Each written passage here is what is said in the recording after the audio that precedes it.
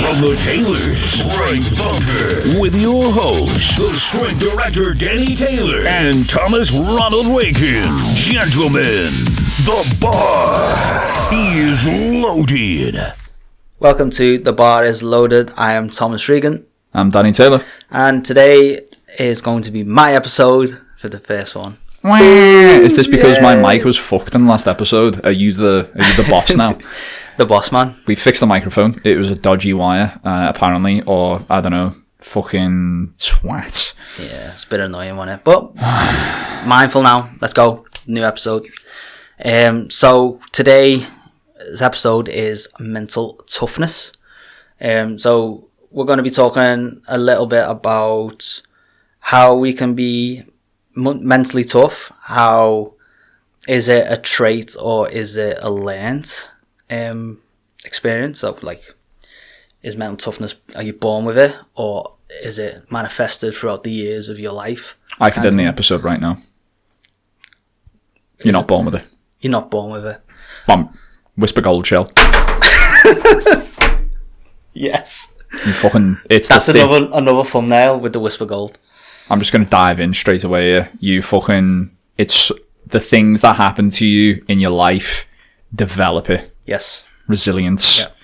Whether you were fucking bullied as a kid or whatever, you'll go one way or the other, and it'll depend on... I think your support network is a big one. Yes, I agree. Love and family. I think... Friends. Love and family, but also like a family who are realistic with you as well. Not like fucking shield you. You know? Yeah. You know, they're trying to give you like a bit more of a realistic upbringing in the world. Yeah. Not trying to just fucking wrap you in cotton wool and, you know what I mean? They don't, parents. The first time that I got hit when I was a kid, I come in screaming, crying to my mum. I was 5, 6 years old. Grew up in Kenny. So yeah, I was having scraps when I was 5. Yeah. And, she was like that. She's got long nails. She's like that in my face. You fucking get out there and you hit him back. From that day, I never back down from a scrap. Yeah. And there I am. 2 bricks thrown at my head later. Black belt, jiu-jitsu later. Fuck's sake, I wasn't going to mention in this episode. Yes, I did. Every episode this fucking season. Oh. Hey Scott, did you know Danny does jiu-jitsu? I don't. I'm going to start though. So yeah, you're the host. Go on. So no, I was going to say. So, it is. One of the points I was going to make was it is through your upbringing, through how you see yourself, how resilient you are, and how you see yourself as well, and how you see others is another big thing. So I mean, there's 4 aspects to mental performance. Which are mental toughness.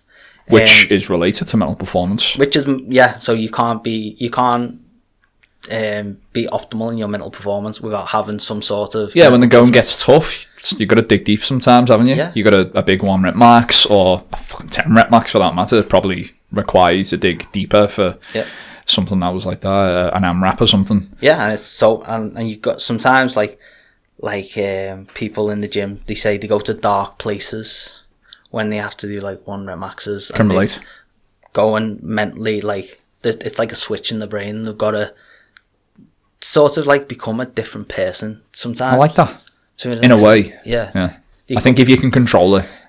Yeah, and that's one of the mental toughness things is like regulating your emotions properly. Because if we can't regulate our emotions, then if you say you get angry, for example, it's not being mentally tough that you're just going to go over there and knock them out. It's about how you can calm your nerves and calm yourself down before... Glad you mentioned jiu-jitsu, because doing jiu-jitsu definitely helps you with your self-discipline. Yeah. In terms of like knowing when to do something and when not to. Yeah. And how to control your emotions, as you say, how to control yourself in a situation where, I don't know. People lose their heads, don't they? And that's not mentally tough. Fight or flight. Yeah. People panic. This is why people get fucking stabbed or shot, or they'll kill someone on the street Yeah. because they've got no control. No, they've got no regulations of their No emotions. regulation. Yeah. So that's why doing something, not even jits, any martial art, I think would help to an extent. Yeah. Lifting helps to an extent as well. Being able to channel it. Yeah, any sport. I think any sport really is helpful to like. Yeah, if you're able to like almost control the release, when to release, because you know it. You know if you doing a squat session, for example, you're not gonna dig deep while you're warming up, are you? No. Like you're gonna do that for your top set, or you're gonna do that when you get to the end of the session and you're dripping and sweating, you're fucked, and you're 2-3 hours in. Yep. If it's a big session, that's when sometimes you need that release, the endorphins. And that little bit of fire that you got stored Absolutely, away. Yeah. And that's one of the components of the model is control, and that's emotional control and life control as well. So how can you control different aspects of your life in terms of your spouse, friends, family? How do you communicate differently with different people is a real big aspect to mental toughness as well. I think you made a good point earlier where you said about self-control. Yeah. I think that's what it comes down to, because you can't control really anything outside of you. No, ultimately. exactly. However, how you behave can influence how other people behave. Yeah, it's like and when the impact that has on them. McGregor says nothing can affect me externally, only the internal can affect me. So if you for example, say if someone on the street called you a knobhead, and then that's an extrinsic thing. But if you lose your head because it's an internal thing and you're reacting in a bad way and you go knock them out and then you get put in prison, that's not mentally tough, is it? What have you done? You've got yourself in prison because he called you a knobhead. Or you could just ignore him and go, oh yeah, so whatever. And that is I am. And that is that being mentally tough is picking your battles. I like that. Fucking bombshell. This 8 minutes in and we've got bombshells. I think you're better at doing this than me. I think I faff. No, I tell bad jokes and fuck with my mic. There's one thing, that the mic's not the problem now. I'm fucking freezing. I'm really cold. Fucking hell. Well, listen, we've not got that long. Alright, let's go. There's a dirty towel there. You can put that on. Dirty wet towel. Dirty wet towel. But we digress. Where are we at? Okay, so another that was 2. So component 1. Component 1, control. Yeah. Component 2, commitment. So commitment is being goal orientated and being orientated to become better in yourself. So instead of feeling sorry for yourself, which I've been doing lately, we all do it. We all do it, yeah. But it's about how to respond to that, and that's being mentally tough. And how you perceive yourself to others. So, for example, if you're in work, you always want to get better instead of just I don't know, say if I was a cleaner in here and I don't want to do anything else apart from being a cleaner. Nothing wrong with being a cleaner. No, I was just wondering where you're going. Go on. No, but I should be trying to be better than that. And I shouldn't be what's the word I'm looking for? Just be fine with just cleaning. That makes sense. You always want to get better at something. And that's being mentally tough as well, because you want to be better in life and you want to grow. Does that make sense? Yeah, absolutely, yeah. Love that. Instead of feeling sorry for yourself, because what's that going to do? I think that comes down to accountability a lot as well. I think people will struggle to look at what mistakes they've made themselves and will constantly try and blame something else, like you said, something external. They won't look at themselves first. They'll look at, well, it was because I didn't use the rogue plate, or it's because I was I wasn't in the custom kit rack, I was in one of the other racks. Didn't have the power bar. I was in obviously rack. I'm using blanket examples there because it's got context. Yeah, so I think another way to look at this is being goal orientated. I think me and you'll know this because we own our own businesses. we have to be, again, accountable.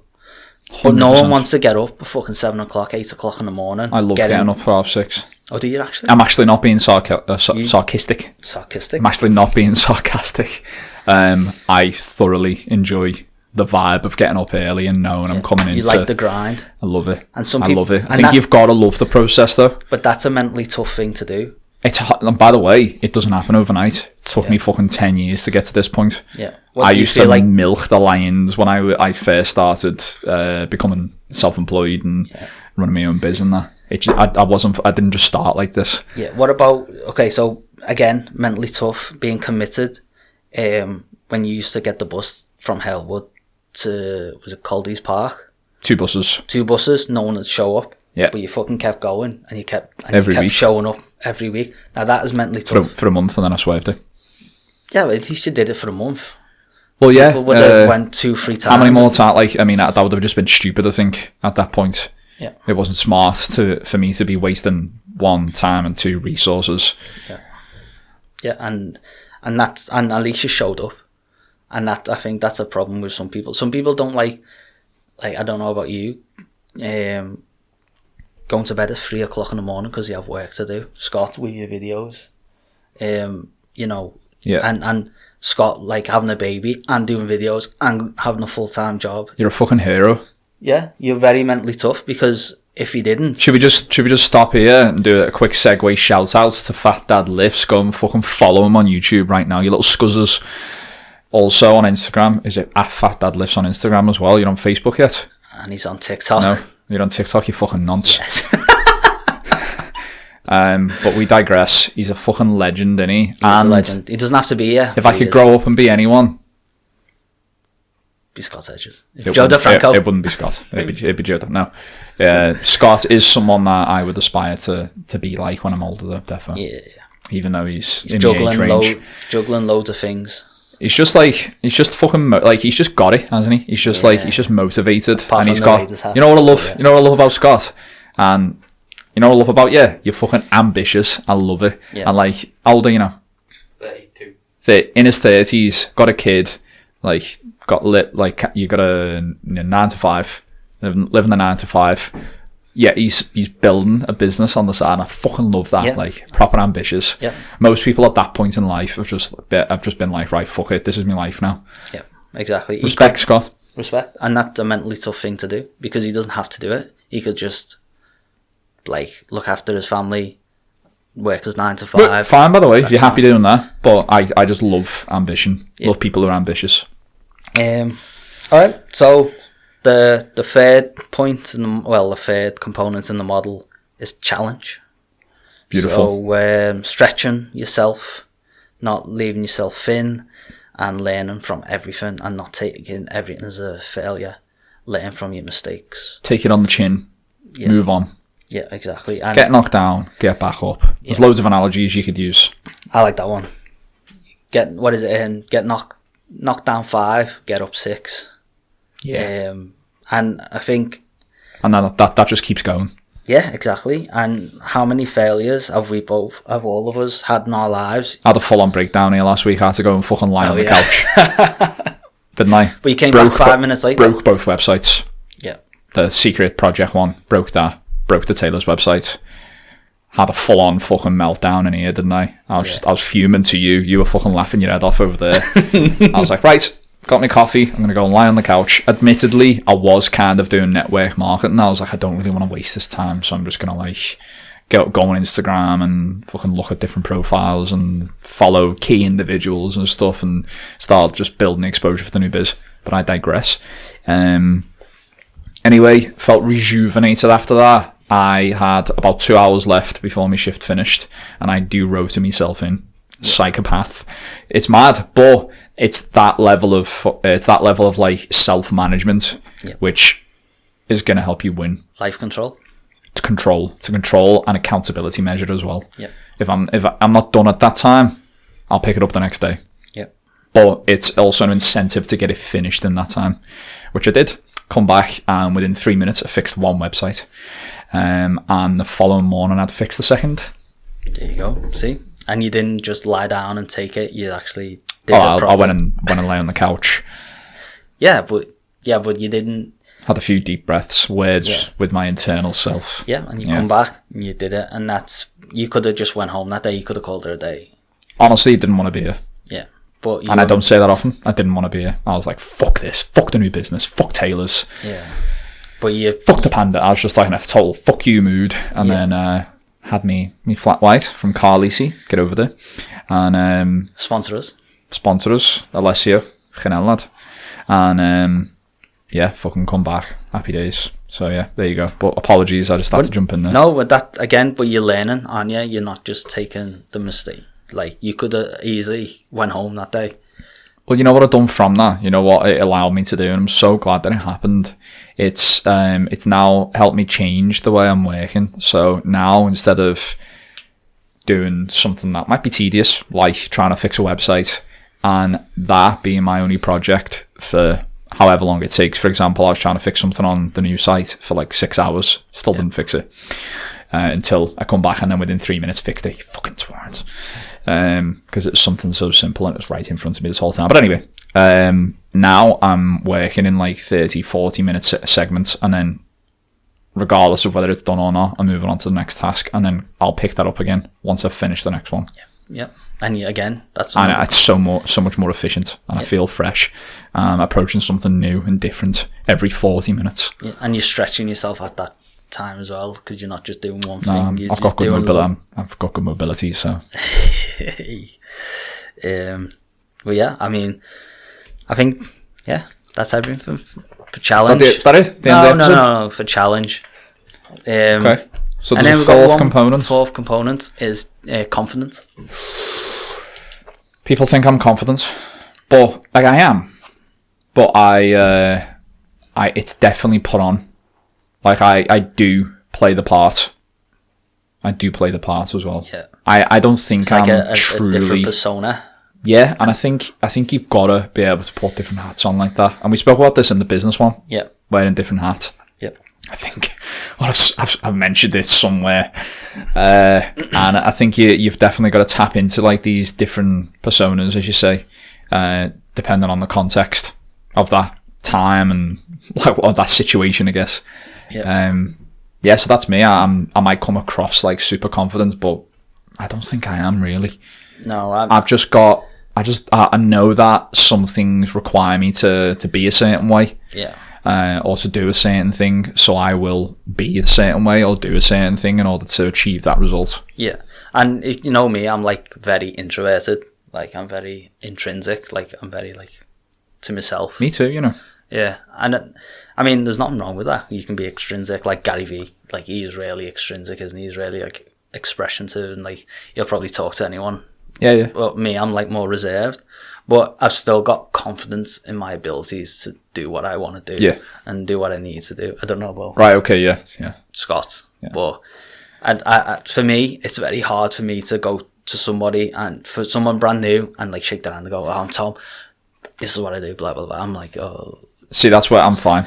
I'm fine with that. So I guess it depends on like the context of confidence, because you mentioned confidence in your abilities. Yes. But then there's confidence as in like being confident with people or being confident, I don't know, in a presentation or public speaking. Yep. So it does depend on the context, doesn't it? It does depend on what it is. Yeah. So that's like self-efficacy, we call it in psychology. So so how you perceive yourself in certain situations.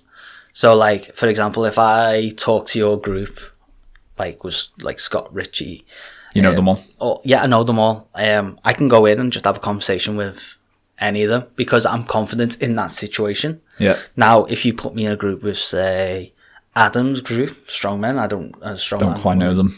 I don't quite know them that well. Yeah. So, I'm not as confident to just go into the middle and go, "Oh, hi, like, I'm Tom, blah, blah, blah." And I can't really have a conversation with them as much as your group, if that makes sense. And that's a self-efficacy thing. So another thing is like that's where I'm not mentally tough, because you should be able to go, got 2 minutes left. I can't see him. I can. So 2 minutes.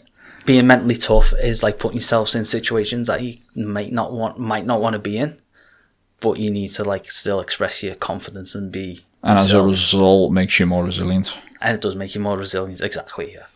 Exactly. And it helps you play that part if you're talking about me. Yeah. And I might not actually feel confident, but I will come across confident. Yeah. And that helps me be confident. Yeah, there you go. There's your bombshell. There's a bombshell. Fucking whisper shell. I need to stop doing that because that's getting scranned tomorrow. Shall we revisit this? Should we summarise it in part 2? And then... we'll go trait or state. Whatever, you're the host. Yeah, trait Sound. or state. See you in part 2? Yep. See you then.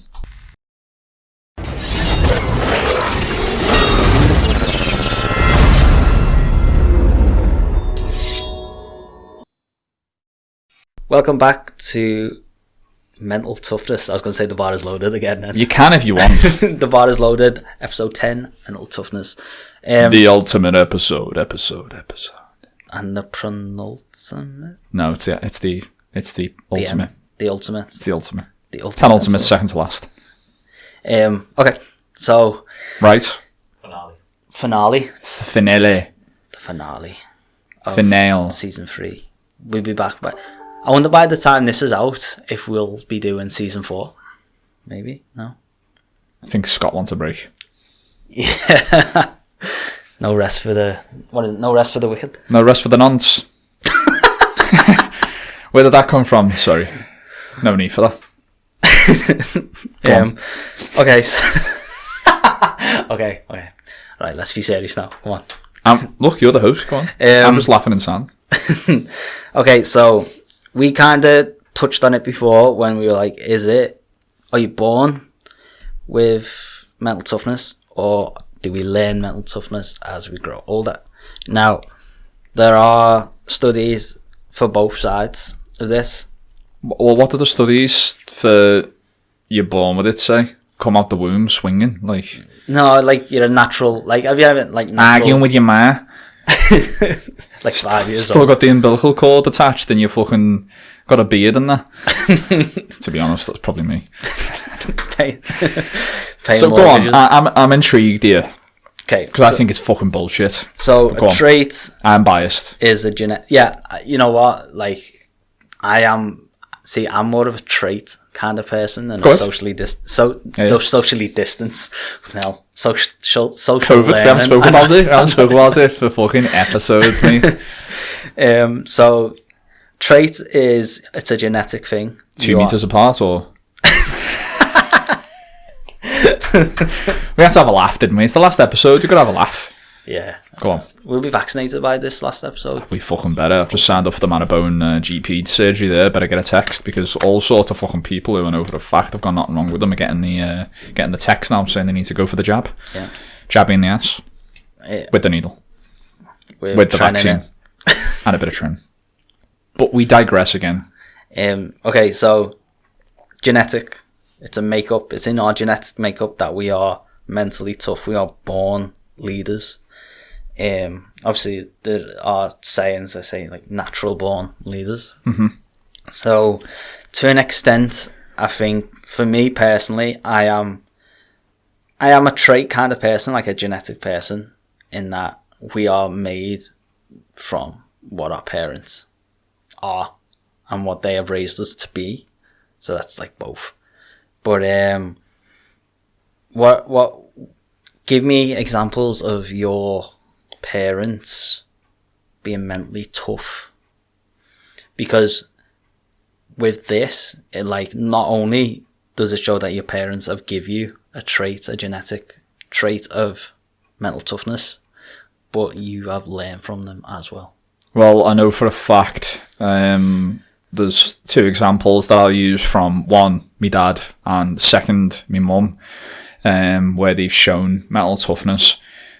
So from a young age, where obviously you're impressionable, this is where you can develop traits, and develop this resilience, I guess. And I think I've spoken about this before, but maybe on like a previous episode, or I don't know, the pilot or something, or maybe even like season 1.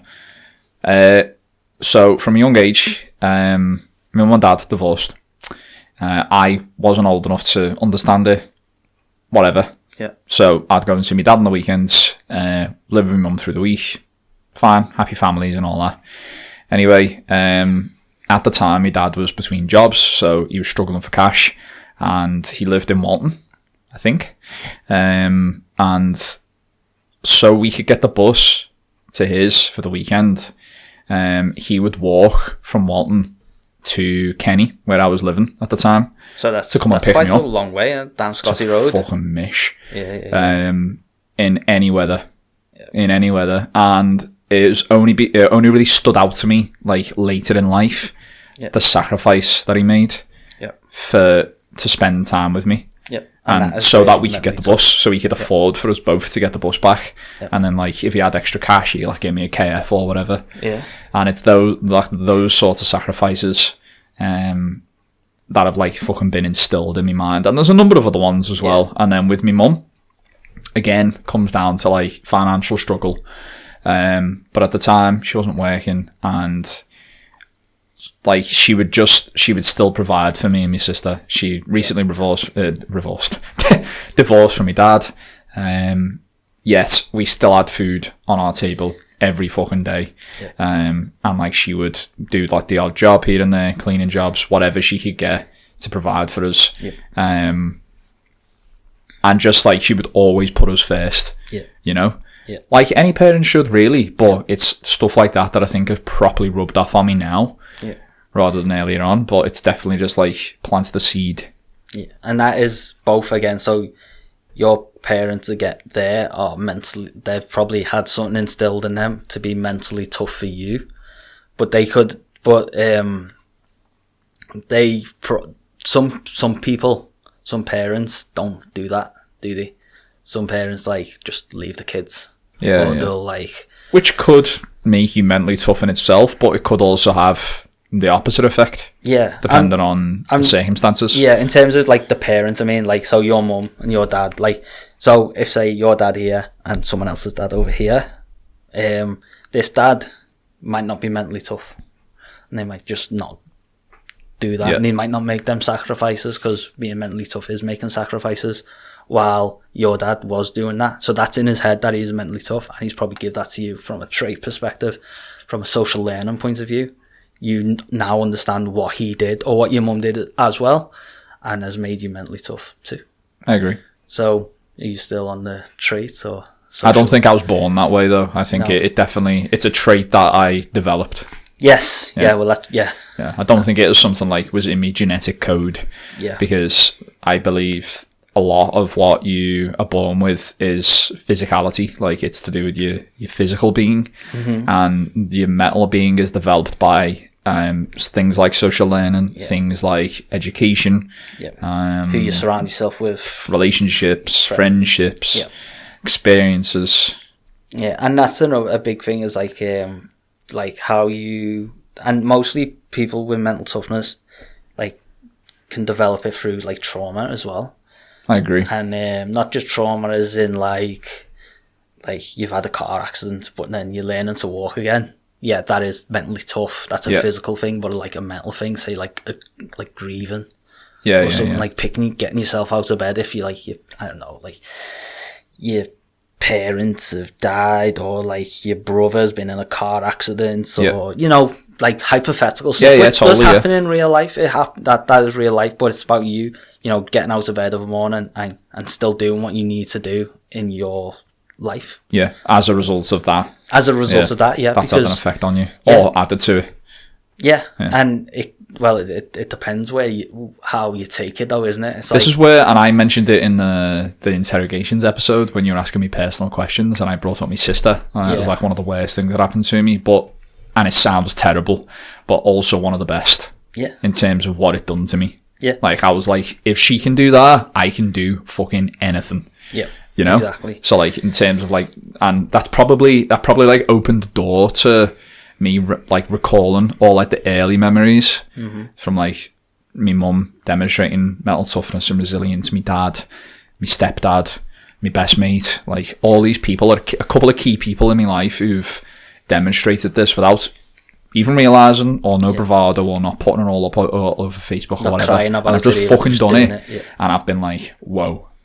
I've looked at like the deeper meaning of it. Like, I've looked beyond what they're what they've been through, and what allowed them to get through it. You know, they must have had to fucking go to some dark place or dig deep, or I don't know, to dig themselves out of the hole, like, right? to climb out of the hole. I found it really interesting. Yeah, but that's why I am the way I am. Yeah, and another thing as well, you don't always have to be mentally tough either. No, you don't. You don't. It's okay to not be okay and all that. It's okay to have a fucking cry every now and then, or it's okay to do what I done the other day and just fucking get on the couch and be like, fuck this. Yeah, you just need you gotta know when to push, haven't you? And you like we said in the last episode, you gotta know, like, was it last episode or was it this one? I'm fucking losing it.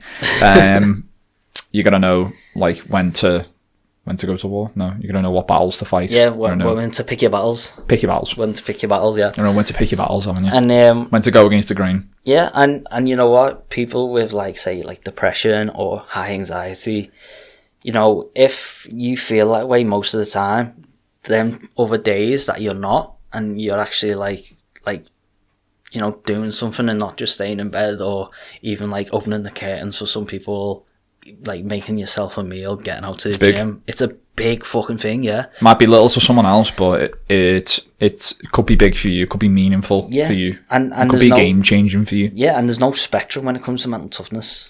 Like, there's no, I'm really mentally tough, or I'm not mentally tough. The same in regards to anxiety and depression. Yeah, as well. Exactly. You could be good on one day or bad on the other. Yeah. Like with mental toughness, you could be good on one day. But it's just about being resilient. Again, and not letting the depression or not letting the anxiety take over you, because then you're submissive to that. I think, in my personal opinion. I mean, I agree. Yeah. I've never had depression to an extent. It makes sense though. Yeah, you don't want to be submissive to the depression. You want to be trying to be mentally tough. Even getting out of bed, taking that first step is mentally tough. It might, for me and you, maybe because we don't suffer with depression. Yeah. It might be, they're only getting the foot out of the bed. But that's a big fucking thing. This is where there's perhaps a stigma. Yeah. Yeah. But it is down to a lack of understanding. Yeah. Agreed. And so you should have empathy. I think for everyone's got very different circumstances and people treat things differently. So it's coping mechanisms, isn't it? Coping strategies, and how you deal with things from a coping point of view is mentally tough. If you can get out of bed, or you can do something that you want to do, like if you can't even get to the gym, and then 2 days a week you do get to the gym because you're feeling good that day, take it as a win. That's mentally tough. You're persevering, you're committing, and you're confident in getting out there. You know what I mean? You're confident in your ability that you can actually go to the gym and do things. I think that's really important. I agree. Very profound again. Mm-hmm. You're a good host, you. Thank you. I'm on bed. Pep Talk podcast. Get on it. We're going to reform The Bar Is Loaded. It's now Pep Talk. Nah, I like The Bar Is Loaded. The Bar Is Loaded is better. Yeah, you host this, I'll host yours. I'll get my fucking shitty mic back out. Really? I'm not letting this go.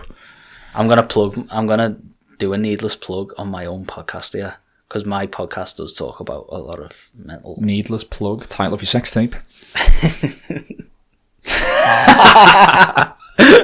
Oh, what a way to segue back to you talking about serious things. That was a nice icebreaker, though. Yeah. Did I get really serious then? It got really serious, but we've got to talk about these things. A lot of this podcast has been humorous and me telling fucking shit jokes and fucking about with my microphone. That's why I'm a bit pissed about that. I don't know, I'm gonna go off again. But that's why I'm a bit pissed about the last episode, because it did have a bit more of a serious tone to it. We were talking about fucking eating disorders and stuff. Yeah. And I didn't want it to be like a fucking gag episode. If it was a gag episode, then it might have been a bit more... It wasn't in context, you know what I mean? Yeah, it was serious. Yeah, which is why I'm pissed about it. But hopefully I'll get over it at some point, so I'm sure I will. But no. Next season. So...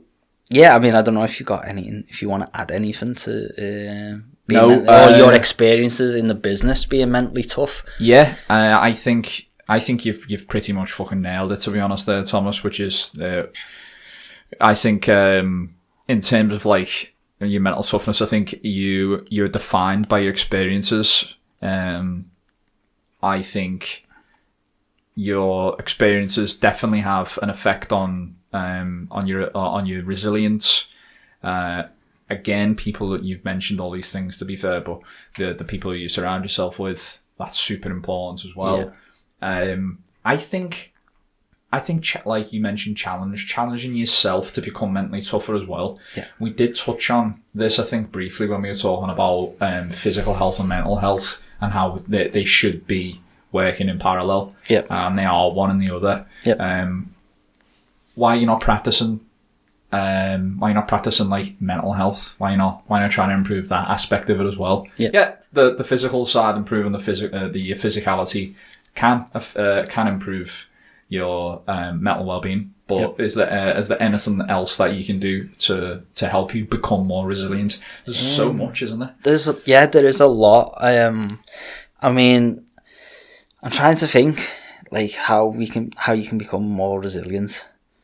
Well, you mentioned it earlier about challenging yourself in different ways, didn't you? Yeah. So it doesn't stepping necessarily out have your to comfort be, zone. It doesn't necessarily have to be something physical for you to do that. It could be a task that you've got to do. It could be something simple, like, and I think you've mentioned this on a previous episode when we were talking about body image and stuff.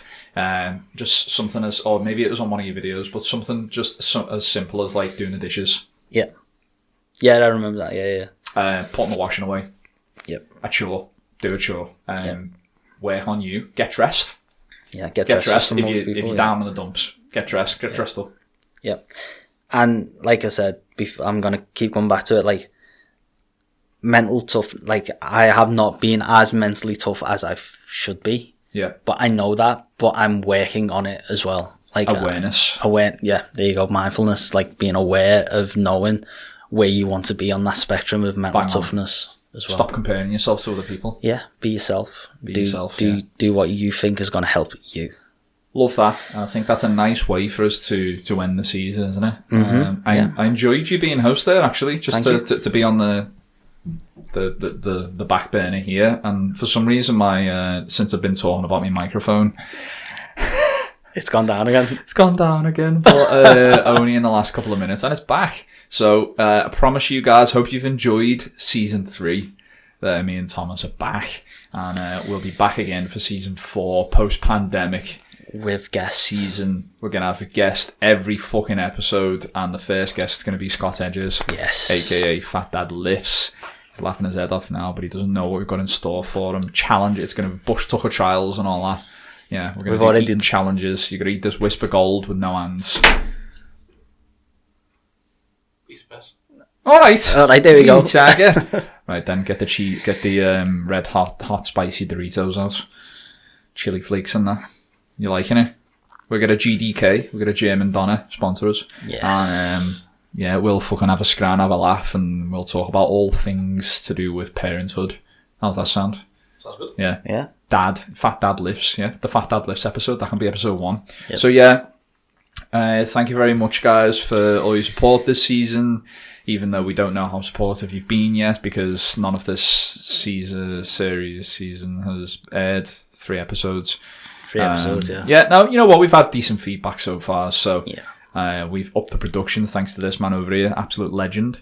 And we're going to keep going with this. We'll have a little break. We'll recoup. We'll get new microphones. We're going to upgrade this fucking setup, I swear to God. This has pissed me right off tonight. But you know what? I'm looking forward to the break. And we'll probably do another 10 episode season, but just in a few months rather than just continuous. We can come on it with a fresh angle, fresh perspective, haircuts.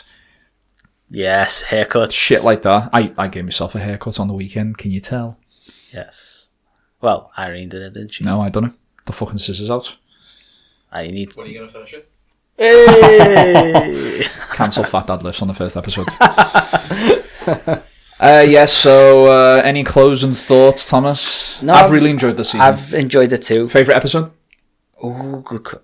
Favourite episode was probably the body image one. Favourite episode? All brilliant. Oh, stop it, you! I love the interrogations. Oh, that was great laugh. Yeah. Also the pilots, just because it was fresh. We hadn't done it for so long. The audio was fucked. And so will this episode be. So we're gonna call it there. No, I don't want to stop. I'm emotional. No, guys, I've been Danny Taylor. Thomas Regan. See you in season 5. 4. 5. Season 4. See you in season 4. Season 6.